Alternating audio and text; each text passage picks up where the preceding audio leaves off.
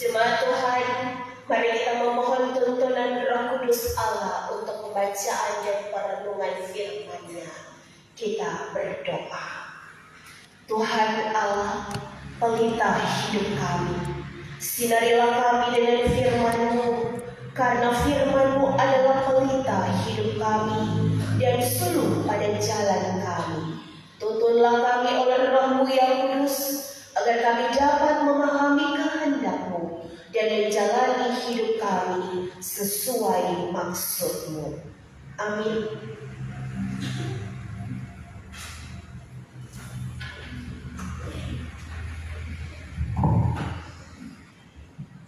Jemaat yang diberkati Tuhan, pembacaan Alkitab kita di saat ini dalam 1 Korintus pasal 6, kita akan baca ayat 12 hingga yang ke-20. Kitab 1 Korintus pasal yang ke-6 ayat 12 hingga ayat yang ke-20.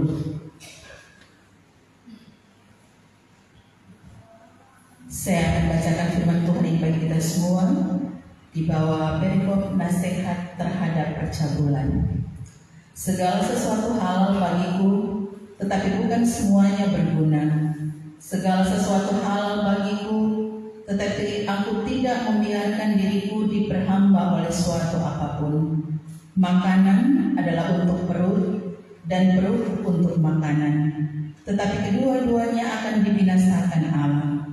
Tetapi tubuh bukanlah untuk percabulan, melainkan untuk Tuhan, dan Tuhan untuk tubuh.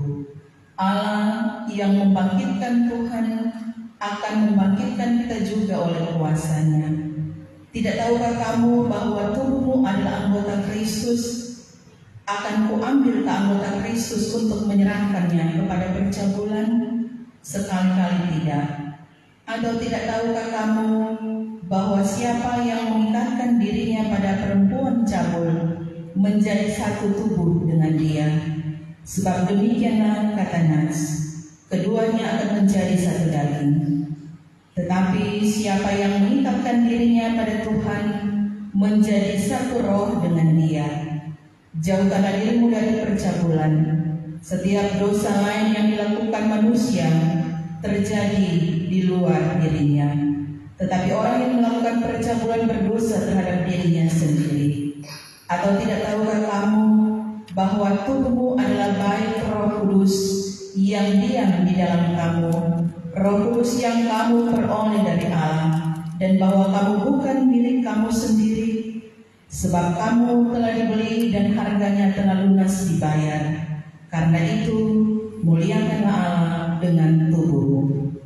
30 Juni 2024, dan Tuhan Yesus masih tetap pegang tangan kita. Amin. Besok semua bulan yang baru, dan firman Tuhan datang kepada kita lagi hari ini dengan tema muliakanlah Allah dengan tubuh. Di kelas katekisasi di saudara ada seorang katekis yang bertanya, pendeta, karena orang ini sudah diselamatkan, orang berarti sudah bebas, boleh mau bikin apa saja. Orang boleh bagate sampai bodoh, orang boleh mau main perempuan, orang boleh mau make, orang boleh mau bikin semua perbuatan dosa. Kan orang sudah diselamatkan. Saudara, hari ini kebenaran firman Tuhan mengingatkan dan mengajarkan kepada kita. Ayatnya yang ke-12, segala sesuatu halal bagiku. Bagi orang Kristen, segala sesuatu diperbolehkan. Sebab bagi orang Kristen bukan tentang soal tidak boleh, bukan tentang tidak benar, tetapi tidak atau berguna. Kalau sudah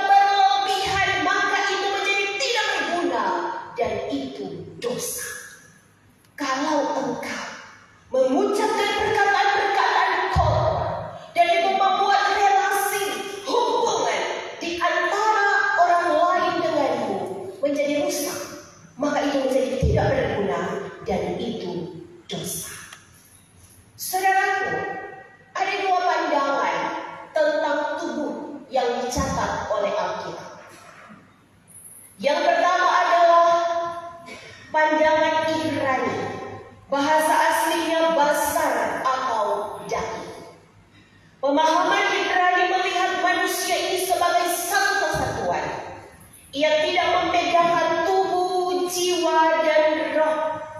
Mazmur pasal 44 ayat 26 mencatat, sebab jiwa kami tertanam dalam debu tanah dan kami terhampar di atas tanah. Artinya apa, saudara?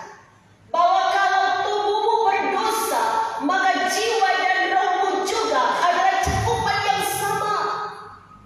Dan itu adalah kesatuan yang ilahi. Dan bagi orang Ibrani, para ahli Taurat terdiri dari dua golongan. Golongan Farisi dan golongan Saduki. Orang-orang Saduki, saudara, tidak percaya adanya kebangkitan tubuh. Dan mereka tidak percaya ada kehidupan setelah kematian. Tetapi bagi orang-orang Farisi, mereka percaya ada kebangkitan tubuh dan mereka percaya ada kehidupan setelah kematian. Dan Rasul Paulus yang menulis surat 1 Korintus adalah orang Yahudi dari golongan Farisi. Dan karena itu, saudaraku, sekali lagi, bagi orang Ibrani tidak ada perbedaan antara tubuh, jiwa, dan roh. Mereka melihat tubuh sebagai satu kesatuan. Kalau bikin dosa, semua binasa. Yang kedua, pandangan Yunani. Pandangan Yunani yang melatar belakangi kita perjanjian baru, melihat tubuh dari dua, bahasanya soma dan sarx. Soma itu, saudara, adalah tubuh jasmani, tapi juga tubuh rohani. Sedangkan sarx adalah tubuh jasmani. Jadi bagi orang Yunani, tubuh ini lebih rendah daripada jiwa dan roh. Tubuh ini jahat, ini adalah penjara jiwa. Sehingga bagi orang Yunani terserah, orang mau bikin apa dari orang tubuh, orang mau gambar, mau tato, orang mau pakai bank mabok, orang mau pakai free sex, orang mau bikin apa, semuanya tidak ada masalah. Sebab ketika mati, tubuh tidak akan bangkit lagi. Tubuh akan binasa. Yang akan tetap hidup adalah jiwa. Dan jiwa itu akan memasuki semua benda atau hewan atau manusia. Dan karena itu mereka menyembah dewa, menyembah patung. Karena orang Yunani percaya bahwa jiwa yang mati itu masuk kepada benda-benda itu. Lalu pertanyaannya, saudara, pagi hari ini, bagaimana dengan pandangan Alkitab? Di Korintus, yang dikenal sebagai kota yang paling menonjol di Kekaisaran Romawi dan dijuluki sebagai ruang tamu negara Yunani, tempat bertemu segala bangsa dan berbagai kebudayaan dan agama. Orang-orang Korintus, mereka memuja Dewi Afrodite atau Dewi Kesuburan. Di atas gunung di tengah-tengah kota Korintus ada sebuah kuil. Dan di kuil itu ada 1000 imam perempuan yang siap untuk melayani siapa saja. Pada perayaan-perayaan tertentu diadakan pesta miras, diadakan pesta seks. Dan tugas dari para pendeta perempuan ini adalah untuk merangsang Dewi Afrodite bersetemu dengan dewa. Dan kalau itu terjadi, maka kesuburan akan melingkupi negara atau kota Korintus. Dan saudaraku, perempuan-perempuan mandul akan melahirkan. Bahkan tanaman akan subur menghasilkan panen. Dan semua usaha akan mendatangkan keuntungan. Itulah yang dipercaya oleh orang-orang Korintus. Dan di kota Korintus ternyata, saudara, ada orang Kristen. Hasil pelayanan dari Rasul Paulus dan oleh Rasul Paulus yang telah melayani di tempat lain mendapatkan kabar. 1 Korintus pasal 1 ayat 11. Dari satu keluarga grup orang yang percaya bahwa orang-orang Kristen yang ada di Korintus ternyata menghadiri perayaan kafir. Mereka juga ikut dalam pesta miras. Mereka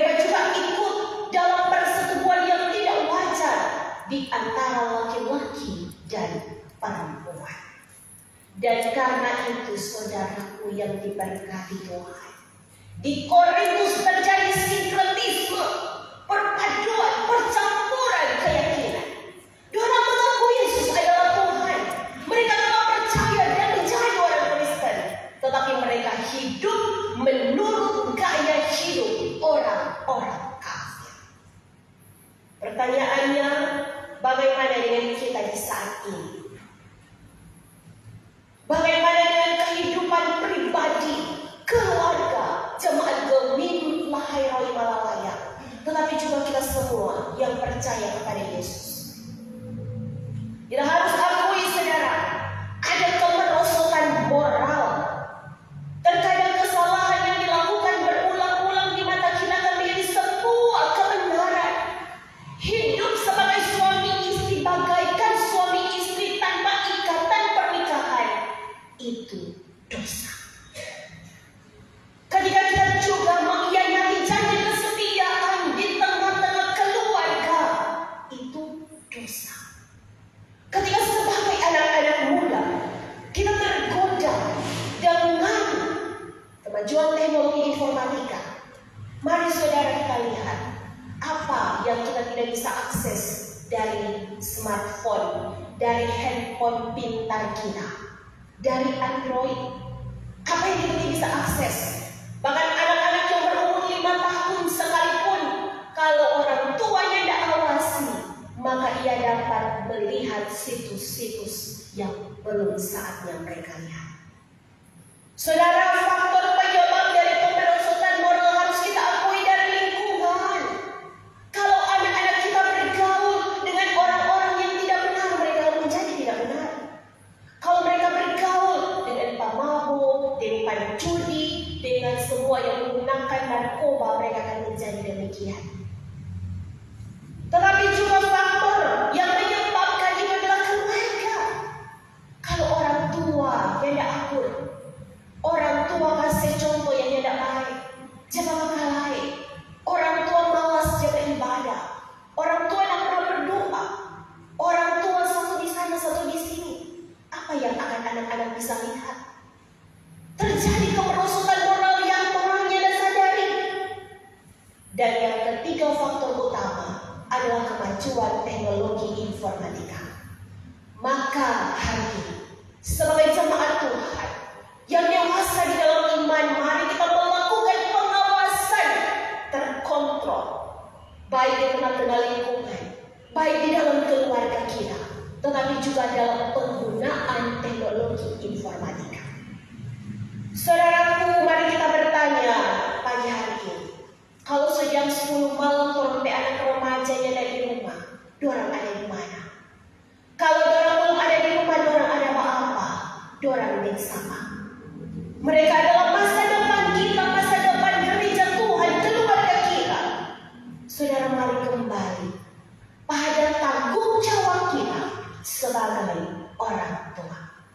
Maka tema khotbah muliakanlah Allah dengan tubuhmu di pagi hari ini hendak mengingatkan kepada kita semua 5 hal agar kita paham apa kata Alkitab tentang tubuh, tentang badan.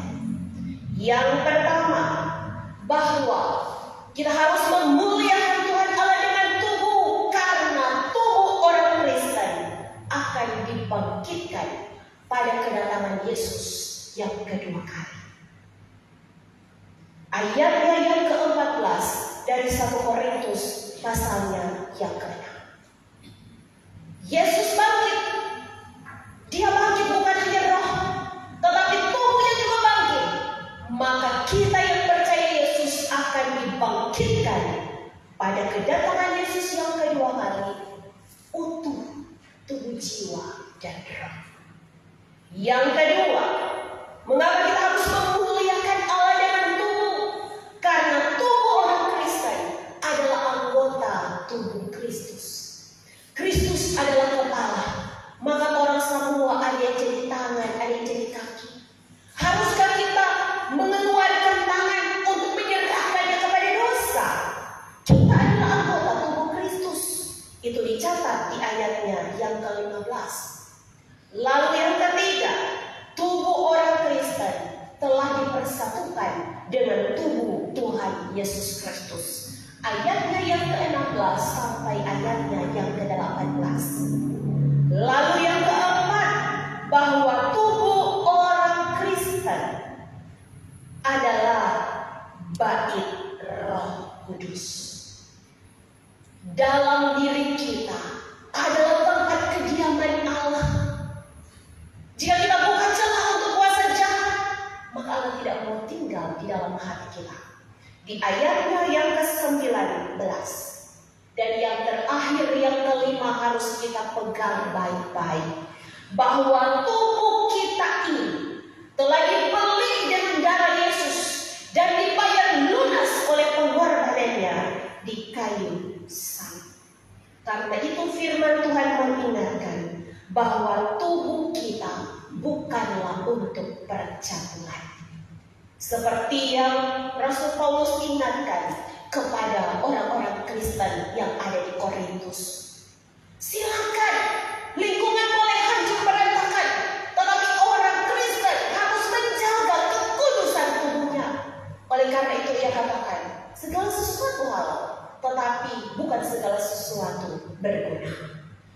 Tubuh orang Kristen tidak boleh diserahkan pada perzinahan. Saudara, perzinahan adalah melakukan hubungan suami istri di luar ikatan pernikahan, atau digunakan untuk mencari hamba dosa. Jemaat yang dikasihi Tuhan, di balik sebuah keputusan untuk mengikut Yesus, ada sebuah langkah iman untuk kita melepaskan, kita merelakan, kita meninggalkan segala sesuatu yang berharga selain Yesus. Ingat, ketika Adam dan Hawa jatuh ke dalam dosa, mereka menjadi telanjang dan malu. Ketika kita pun jatuh ke dalam dosa, sebenarnya kita menjadi telanjang dan malu. Sampai Yesus Kristus harus ditelanjangi, disalib karena dosa-dosa kita. Tetapi ingat, hari ini lewat kebenaran firman Tuhan, oleh darah Yesus, kita yang telanjang dan malu ini dikenakan jubah kebenaran dan kita tidak malu.